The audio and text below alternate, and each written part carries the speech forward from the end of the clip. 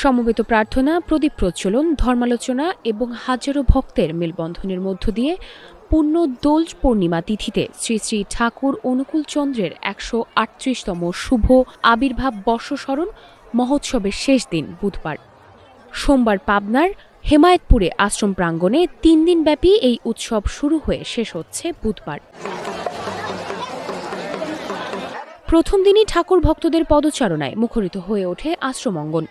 সন্ধ্যায় উৎসব উদ্বোধন করেন হিন্দু ধর্মীয় কল্যাণ ট্রাস্ট, সিরাজগঞ্জ, পাবনা ও বগুড়া অঞ্চলের ট্রাস্টি অ্যাডভোকেট ইন্দ্রজিৎ সাহা।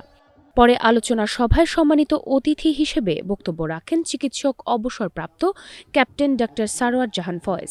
সৎসঙ্গ কেন্দ্রীয় কমিটির সভাপতি ঋত্বিক প্রাণশঙ্কর দাসের সভাপতিত্বে ধর্মালোচনা সভায় স্বাগত বক্তব্য রাখেন কেন্দ্রীয় কমিটির সহ সাধারণ সম্পাদক ঋত্বিক সৌমিত্র মজুমদার পলাশ। উৎসবের দ্বিতীয় দিন মঙ্গলবার উষালগ্নে মাংলিকি ও প্রভাতে সমবেত প্রার্থনার মধ্য দিয়ে অনুষ্ঠান শুরু হয়। এরপর ভগবান শ্রীকৃষ্ণের দোলযাত্রা উপলক্ষে আবির খেলায় মেতে ওঠে উৎসবে আগত ভক্তবৃন্দ। দেশের বর্তমান পরিস্থিতিতে গত কয়েক বছরের তুলনায় ভক্তদের ঢল নেমেছে এবারের উৎসবে, তাই খুশি দর্শনার্থী ভক্তরা।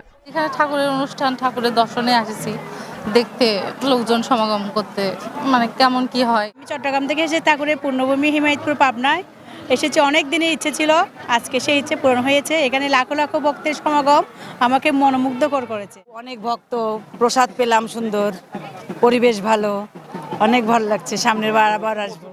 আসলে আমি খুব নিজেকে ধন্য মনে করছি যে পরম প্রেমময়ের একজন ক্ষুদ্র কর্মী হয়ে দেশে যে শান্তি বিরাজমান সেটা কিন্তু এর একটা উৎকৃষ্ট প্রমাণ।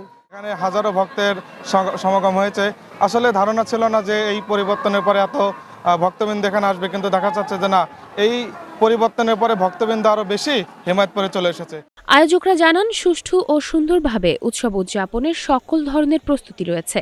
৩ দিনের এই পূর্ণ দোল পূর্ণিমা উৎসবে দেশের বিভিন্ন জেলা ও ওপার বাংলা থেকে লাখো ভক্তের আগমন ঘটেছে। ঠাকুরের বাণী সবার মাঝে ছড়িয়ে দিতেই এই উৎসবের আয়োজন। আর পরম দয়াল যে একটা শান্তির বার্তা দিয়ে গেছেন, ভালোবাসাময় পৃথিবী গড়ার যে বার্তা দিয়ে গেছেন, বিশ্ব শান্তিকল্পে তার যে বার্তা, সেই বার্তা হচ্ছে সবাই মিলেমিশে থাকা। আমার মনে হয় আজকে একটা শান্তির পরিবেশ দেশে বিরাজ করছে।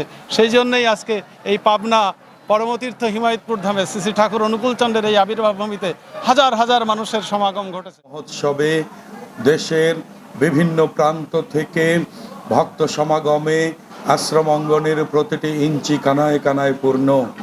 পরিবর্তিত পরিস্থিতির এই উন্মুক্ত বাতাবরণে, এই উন্মুক্ত পরিবেশে দেশবাসী তথা ভক্তবৃন্দ পরমপিতার এই উৎসবকে সার্থক করার জন্য তারা ছুটে এসেছেন এই পবিত্র ভূমিতে। ৩ দিনব্যাপী এই উৎসব শেষ হচ্ছে বুধবার।